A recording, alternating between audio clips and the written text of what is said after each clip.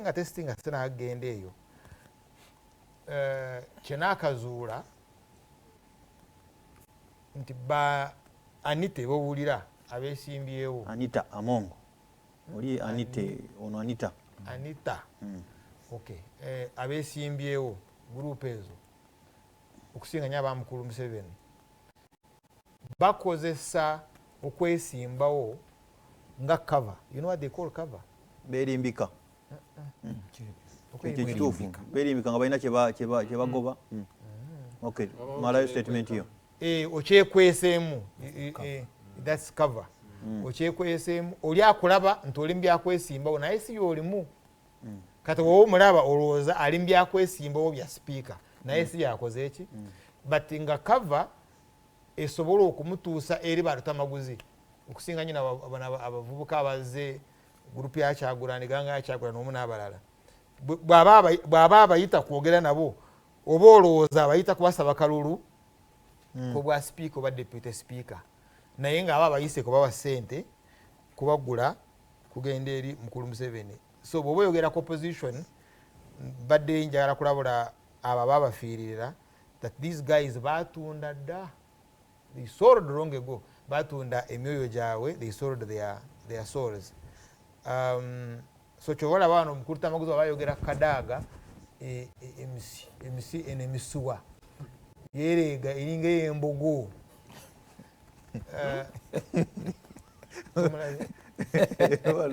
yerega emisuwa yerega iringa embogo kugamba walo ngata baro abadarwane ne akubase muju kabanda kabanda yo inale mbati woro program inale muji akujja kontura uko nawe ntyo sibitegera bulungi but anyway naye nale mwesi jimanyi nali ntura nawe ze nale aba inale nagamba kabanda yawunya bubi tayogera bye nale bulungi so tumutegeera okujjayo wa aleto ono katwana ayitaba mu uniform era baddamu emabega kawo ku TV kwennyini ne bankubira nti komawo ne bagamba sijja kudda. Yes. Okay, ndozo buwe. Bangamba nzeko soogera bye NRM njogera byange bya mutwe gwange. Kati emabegako bangambye kwegayiride komawo ne bagamba sijja kudda munoonya aboogera bye mwagala. Kati enchwera tuyina ye omusota baguyita enchwera. Enchwera Muganda.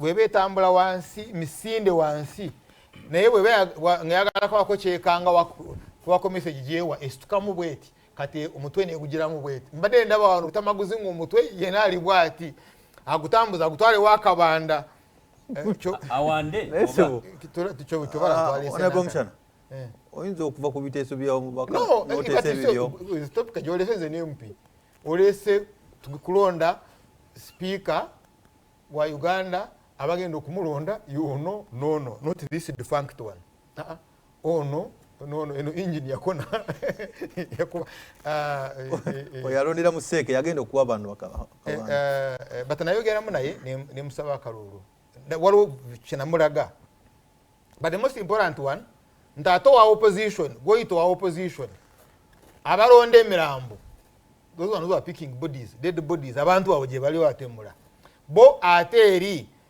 bali mu kunyaga they are in stock exchange kati bafuuse stock bebatunda bano babakolako window shopping banite bajja ne beegolola milioni 5 milioni 10 za mafuta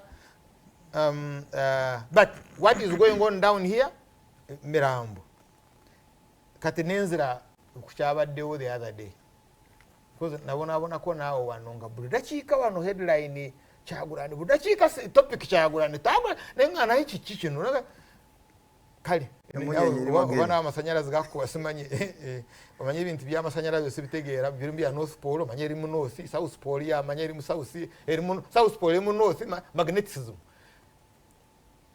kati bagenda kulonda parliament 2 months from today zena kunkaga from today ekikirese as a topic today kivudde kuki ate ng'oli yalangiridde akavuyo olaba politics za Uganda Busuru ali ku computer alese ono leero kati omununuzi wari tamagusa yaraze toke simanyi tefuuse topic kati topic ya speaker kati kabanda kuliki oligo bagenda okulangirira tomorrow kati the politics etulimu. But anyway, what are the facts? The facts are butwali tukola mu CA nga tukola constitution. One, twagikolera mu kyewandiise movement political system. Nga bwoba bakulonda ng'omuntu kinoomu kyemuyita independent today. Of course NRA yateekangawo candidates baayo, but bw'ogendera ku bulimbu bwe bwaliwo that fraud tukulaba nga independent. Now therefore member wa parliament azze abanga talina ssimbo ya kibiina bwe twakolera constitution then ne tukkiriza ate okwesimbawo afterwards ng'osobola okubeera independent. Because twali tukimanyi nti walijja ebibiina bwe birijja ng'otoyagala kwesimba mu kibiina then weesimbewo nga ki weesimbewo nga independent. But ne tukola two systems in one, the parliamentary system ne presidential system. Now kati mu presidential system parliamentary system eno nga tweraliikirira obuyinza bwa president, obuyinza bwonna ne tubuwa parliament. Yes.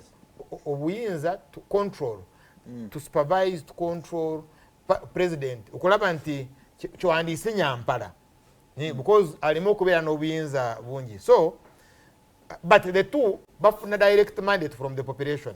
Kabanda abantu be bamulonze ne mukulu Museveni the same people be bakoze eki be bamulonze. So all of them bayina mandate, bayina direct mandate from the population. Okay.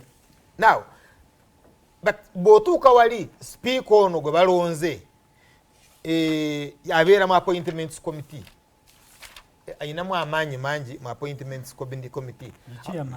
Oh yes, appointments committee. Appointments committee eyo ate yesalawo ani abeera minister. Bwe kugaana tosobola kubeera minister. And yet the law says there shall be cabinet composed of the president, vice president, prime minister, and other ministers appointed by the president with the approval of parliament. Ne vice president parliament yekola ki ye mukakasa. So eno committee bwegaana ate munange report yayo tegenda mu parliament of the whole house. In other words, kyesalamu ebe kikyaliddemu ki other committees bwe zisalamu zitwala ku floor of parliament. Kino kasitesalamu kiba kikoze eki kiba kiwedde. In other words, ziba kiba bakizayo wa president nga bwe kiri. Now but nga vision y'abakola constitution bali baagala parliament yetongole eri executive. And so crisis joina, and I understand mukuru Kabanda crisis jalimu nti ono wa kibiina because she's in sick naye bw'ajjana n'abeera speaker talina kulabika nti wa NRM nga bugamba beerako n'ensonyi. You get that was the design yali mind y'abo abakola ki abakola see. Of course kati ebintu bya leero byaggwamu ensonyi. Now and that one we have lost. Finally tumaze okukiruzinga. I don't know how we will recover it, but ebintu byonna bifu system yonna erina okuvaawo. The National Resistance Army occupation egenda kuvaawo. Then ebintu biddemu biterere. We must